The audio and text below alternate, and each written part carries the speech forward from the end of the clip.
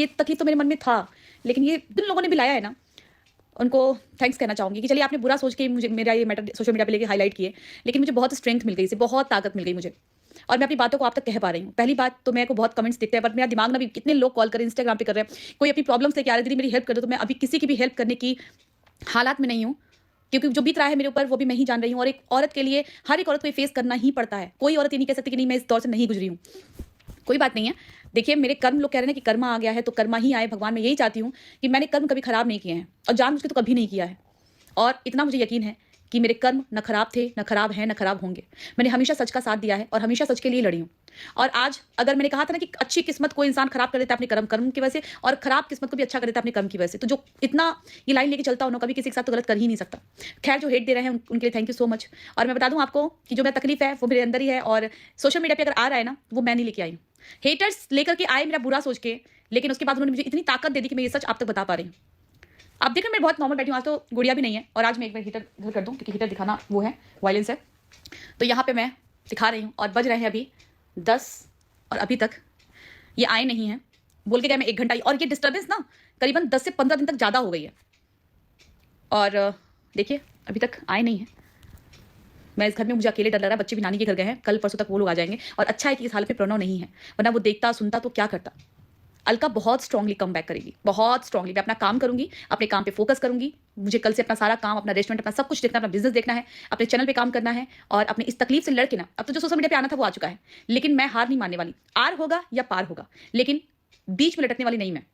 अब ये डिसाइड करेंगे कि इनको क्या चाहिए, इनको पत्नी चाहिए, बच्चा चाहिए या कुछ और चाहिए, अपनी मनमानी चाहिए। अगर ऐसा इनका कंटिन्यू करने का, क्योंकि अभी सुबह तक जब मेरी बात हुई इनसे तो बात बोली नहीं कि तुम पागल हो गई हो, तुम पागल, बस इनका यही वर्ड है कि तुम पागल हो गई। मैं सिर्फ हेल्प कर रहा था। तो एक बात बताइए उस महिला को, और तुम देख रही हो, अगर तुम्हें शर्म नहीं है, तुम पत्नी से हेल्प लो ना, बोलो ना तुमको क्या चाहिए। फिजिकली सपोर्ट चाहिए, मेंटली सपोर्ट चाहिए, आपको पैसा चाहिए, आप बताइए। आप बताइए, आपने जो भी लिया है ना हिसाब किताब सब कुछ मुझे पता चल चुका, मैं सारी डिटेल निकाल ली हूँ। कितने पैसे ट्रांसफर किए गए आपके पास से, मतलब पैसे के लिए इतना गिर गए हो, अरे तो पैसा ले लो, रख लो ना यार पैसा, लेकिन हमारा जान छोड़ दो। मजबूर मत करना कि तुमको एक्सपोज कर दूं सोशल मीडिया पे, और पूरा राइट है मुझे एक्सपोज करने का। औरत हूं इसलिए औरत समझ के एक मौका दी थी, एक नहीं दी हूं, 4 मौके दी हूं, 4 मौके। और आज अगर आज मेरा इतनी रात तक मेरा पति घर पे नहीं है ना, वो तुम्हारी वजह से नहीं है। जीते कैसे हो तुम लोग ऐसा करके, बताओ ना। मेरे पति ने तुम्हारे साथ कुछ किया है, उठा लो बस। कैसे शीशे में मुंह देखती होगी यार अपना, तुम खड़ी कैसे होती होगी शीशे में। अगर मेरे पति तुमको धोखा दिए होते ना कि नहीं, अनमैरिड बनके तुम्हारी दोस्ती की होती है कि अनमैरिड हूं, अभी तक मेरी शादी नहीं हुई है, तो तुम कहते सुनने भाई तुमको धोखा मिल गया या मेरे पति ने झूठ बोल दिया। तुमको सब पता है, तुमसे मेरी बात हो चुकी है आज के 7 साल 8 साल पहले। तुमको मैंने सब कुछ बता दिया था कि भाई शादी हो चुकी है, बच्चा हुआ तो भी तुमको पता चल चुका था कि हाँ बच्चा हो चुका है। उसके बावजूद तुम इतना गिर गई हो। चाहती हो कि मैं तुमको एक्सपोज कर दूं, पिछली बार दया करके छोड़ दिया था ना, छोड़ जान दिया, इसका पहले तो तुम्हारा फैमिली खत्म हो गया, तुम अब इस फैमिली में आगे इंटर करने के लिए। शर्म नहीं आती है यार तुम लोग को ऐसी हरकत करते हुए, नीच हरकत करते हुए। अरे थोड़ा सा ना एक बार सोच लिया करो कि किसी का परिवार है। और पहली बात बता दो, बहुत स्ट्रांग, अच्छा हुआ कि तुम मुझसे टकराई हो, पता नहीं किसी कमजोर महिला से टकराती तो ना जाने क्या होता। बहुत बढ़िया तुमसे, मैं तो इस बार आर करूंगी, पार करूंगी, कोई बात नहीं। बस मैं पूनम के आने का इंतजार कर रही हूँ, पूनम आ जाए। और रही बात है ना, कुछ सॉल्ट आए थे कि आपकी मम्मी, मैंने पहले डे 1 से कहा था कि मेरे इस मैटर में ना मेरी माँ काम कर सकती है कुछ भी, ना मेरी भाई कर सकते हैं, ना मेरी सास कर सकती, ना मेरी ननद कर सकती, कोई कुछ नहीं कर सकता है। जो भी कर सकते हैं वो हम दोनों ही कर पाएंगे। मुझे जाना है दिल्ली, बस एक बार पूनम आ जाए, मैडम हम आपसे ना 1 to 1 करके मिलेंगे, क्योंकि आप ऐसे बाज नहीं आएंगी और इस बार का मुद्दा ना हमेशा के लिए खत्म करेंगे। और ये जो अब जो ये सोशल मीडिया पे आया ना, इसका एंड तो दिखाना है ना मुझे कि एंड होता क्या है। हमारा डाइवोर्स होता है, हम अलग होते हैं, या तुम जिंदगी भर के लिए हम कूड़े की तरह निकाल के बाहर फेंक देंगे।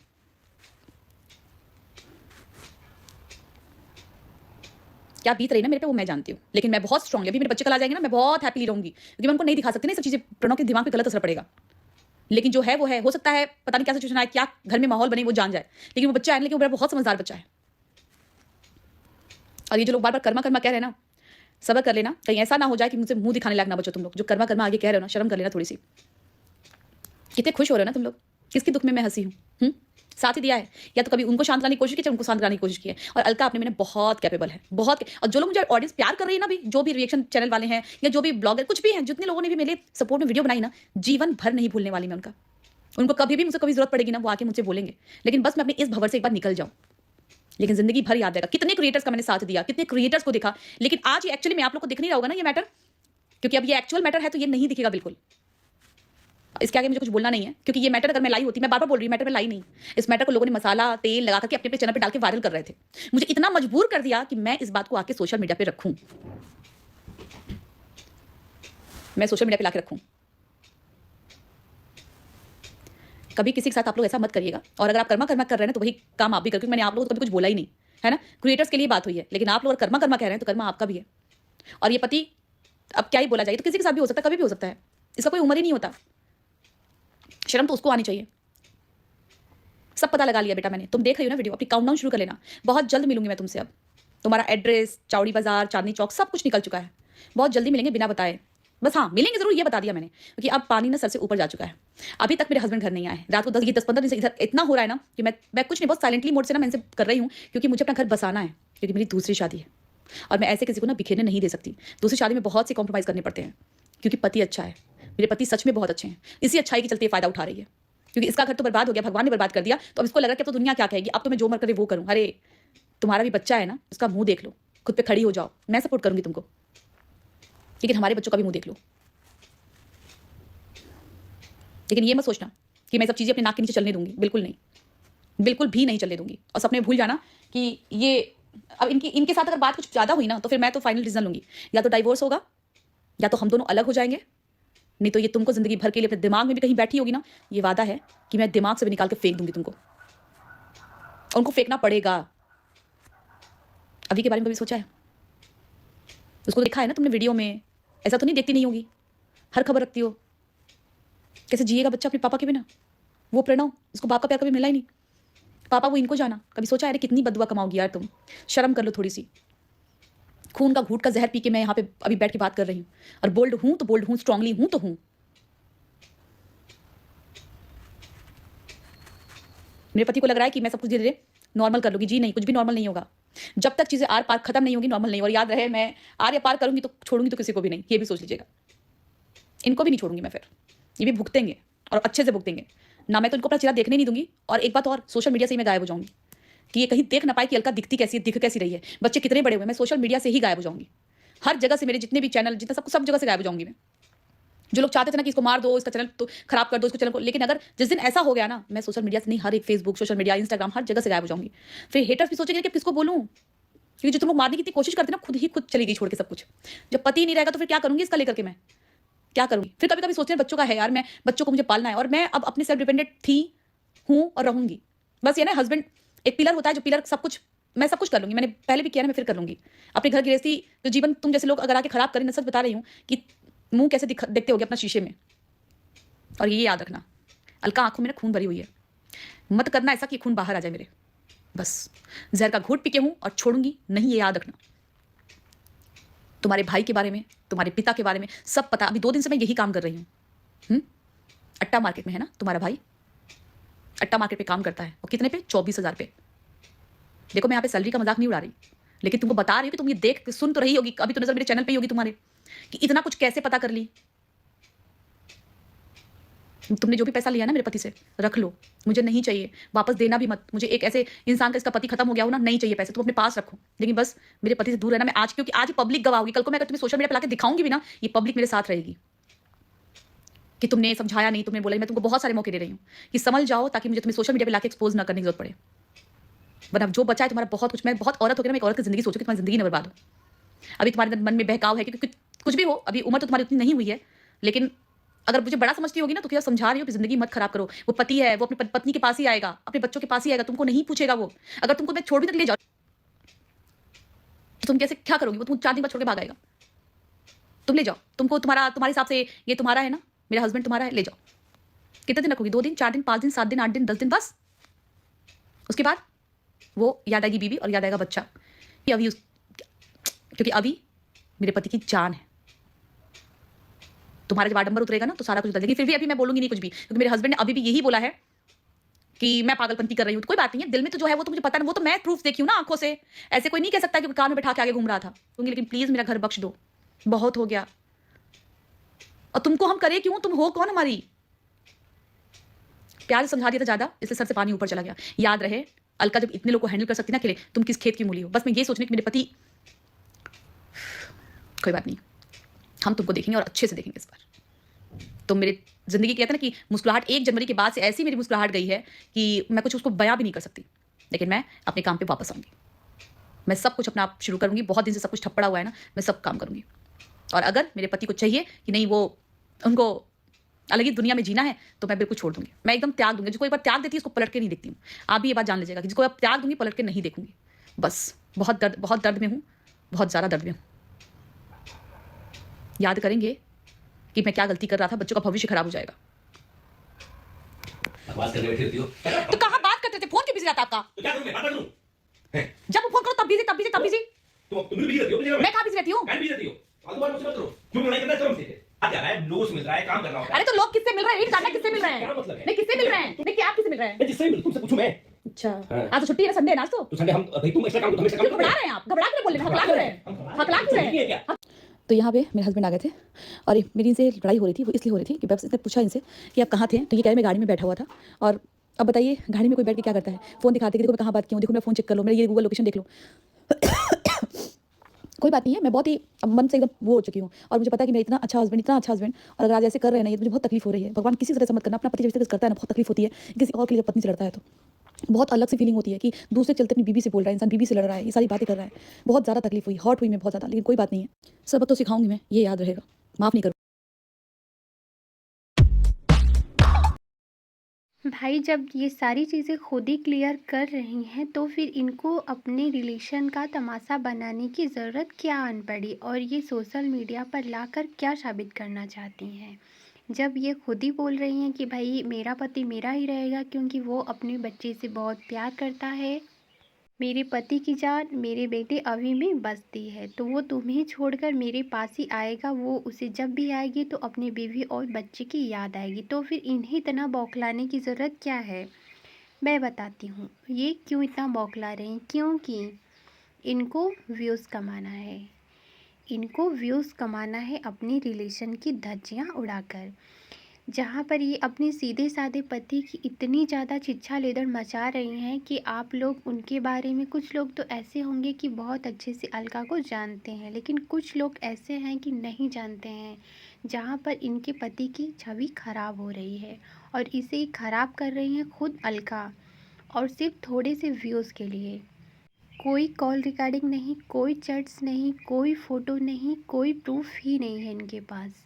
लेकिन फिर भी ये झगड़ा करके बातों को बढ़ा रही हैं, छोटी छोटी बातों में शक कर रही हैं। ये जानबूझकर ऐसी हरकतें कर रही हैं जिससे जगत दीदी और जगत भैया से सबका माइंड डिवाइड हो जाए और सब लोग इन पर फोकस करें। और ये सब करके ये संपत्ति हासिल करना चाहती हैं, जबकि इनको अच्छे से पता है कि इनके आगे कोई नहीं टिक सकता है। क्योंकि भाई जब ये थोड़ी सी बात के लिए अपने हस्बैंड को इतना ज़्यादा टॉर्चर कर सकती हैं, तो फिर अगर बात ज़्यादा होगी तो आप खुद ही सोच लीजिए कि ये क्या कर सकती हैं। क्योंकि ये अलका है, ये मनीषा तो है नहीं। भाई तो आपको अच्छे से समझ में आ गया होगा कि ये सिर्फ व्यूज़ का खेला है जो कि खेल रही हैं अलका रानी। भाई वाईटी पर एक क्रिएटर दूसरे क्रिएटर को देखकर सीखते हैं, यहीं पर ये भी जो है सचिन को देखकर कुछ सीख रही हैं। भाई यही सीख रही हैं कि अपनी फैमिली की धज्जियाँ कैसे उड़ाना चाहिए, आकर वो भी सोशल मीडिया पर। क्योंकि अगर आप सोशल मीडिया पर हैं तो इसका मतलब ये बिल्कुल भी नहीं है कि आप अपनी रिलेशन को और भी ख़राब करो। जहाँ चीज़ें बनने वाली होती हैं वहाँ चीज़ें बिगड़ जाती हैं सोशल मीडिया पर आने के बाद। लेकिन जब इंसान पैसा कमाने लगता है तो उसको अपनी रिलेशन का कोई भी वैल्यू नहीं रहता, सिर्फ़ और सिर्फ पैसे का भूत उसके सिर पे चढ़ा रहता है। इसलिए पैसे से ज़्यादा क्रिएटर किसी चीज़ को तवज्जो नहीं देते। ये इस समय जिस तरह अपने पति की भावनाओं के साथ खेल रही हैं, उन्हें ठेस पहुंचा रही हैं और उनकी धज्जियां उड़ा रही हैं, इससे इनके रिश्ते संभलने वाले और सुधरने वाले नहीं हैं। हो सकता है लीगल की वजह से कुछ सुधारने की कोशिश करें, लेकिन जो फीलिंग पहले वाली रहती है वो फीलिंग्स नहीं रहती है। ये सिर्फ ऑडियंस की भावनाओं से ही नहीं, अपने हस्बैंड की फीलिंग से भी यहाँ खेल रही हैं। अगर ऐसी कोई बात है तो अगर आप इतना सब कुछ सोशल मीडिया पर ला सकती हो कि नहीं मेरे पति का 8 साल पहले अफेयर था, अभी भी अफेयर है, मैं बहुत कुछ झेली हूँ, तो आप प्रूफ क्यों नहीं दे रही हो? आप प्रूफ दो। आप कुछ फ़ोटो दिखाओ, चैट दिखाओ, वीडियो दिखाओ, कॉल रिकॉर्डिंग सुनाओ, तभी तो किसी को विश्वास होगा। लेकिन आपको क्या है कि सिर्फ आना है, लेक्चर देना है, ऑडियंस की भावनाओं से खेलना है और चले जाना है। क्योंकि ये वही अलका हैं जिन्होंने कहा था कि ऑडियंस बहुत ही भोली है ऑडियंस को हम जो सुनाएंगे, जो दिखाएंगे, ऑडियंस वही सुनेगी और वही मानेगी, वही देखेगी। लेकिन इनको ये पता नहीं है कि भाई ऑडियंस भी इतनी बेवकूफ़ नहीं है कि ऐसे किसी भी क्रिएटर्स की जाल में फंस जाए। ऑडियंस तो सिर्फ़ और सिर्फ यही देखती है कि इस दुनिया में कितने किस्म के इंसान हैं और किस तरह से किसी की भावनाओं से खेल सकते हैं और किस तरह अपनी लाइफ को और भी बर्बाद अपने हाथों कर सकते हैं। सिर्फ ऑडियंस देखती है तो तुम लोगों का तमाशा, जो कि तमाशे तुम लोगों के कभी बंद ही नहीं होते। भाई अलका, अगर तुमको इतना विश्वास है कि नहीं मेरा पति मेरे ही पास आएगा, अपने बच्चे के पास आएगा, अपनी वाइफ के पास आएगा, तो फिर ये सब तमाशा क्यों कर रही हो? इसकी एक वजह और भी है, वो वजह मैं आपको बताती हूँ। इन्होंने सरिता जेठू पर जो इल्ज़ाम लगाए थे कि सचिन और नेहा की कंट्रोवर्सी की मास्टरमाइंड ही सरिता जेठू हैं, जो कि इन्होंने अपनी लाइफ में कुछ चैटिंग्स, कुछ वॉइस रिकॉर्डिंग दिखाई थी। इनको लगा था कि सारी प्रूफ मेरे पास हैं, और प्रूफ तो थे लेकिन वो दूसरे टाइप के प्रूफ थे, जिसको इन्होंने अपने तरीके से घुमा कर दूसरे टाइप का प्रूफ बना दिया। लेकिन इनको ये नहीं पता था कि सरिता जेठू के पास भी वो सारे प्रूफ हैं। इनको ये नहीं पता था कि जो चैटिंग इन्होंने व्हाट्सएप पे करी थी, वो चैटिंग अभी भी सरिता जेठू के पास है। फिर सरिता जेठू ने इनके जवाब में एक व्लॉग लाया और उसमें अपनी सारी चीज़ें सामने लाई, जिससे इनका मुंह बंद हो गया। तो फिर इन्होंने ये नई कंट्रोवर्सी स्टार्ट कर दी ताकि उन सब चीज़ों से ऑडियंस का ध्यान भटक जाए।